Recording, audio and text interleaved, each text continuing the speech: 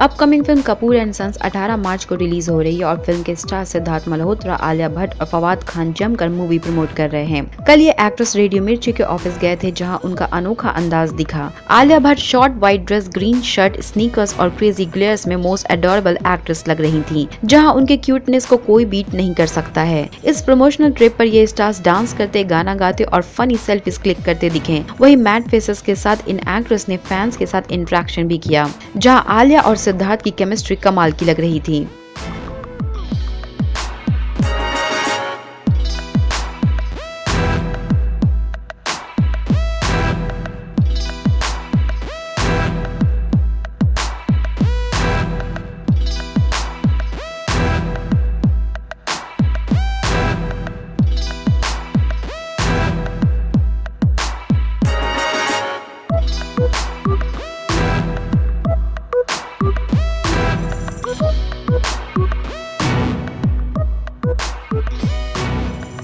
बॉलीवुड के more updates के लिए देखते रहें हमारा चैनल।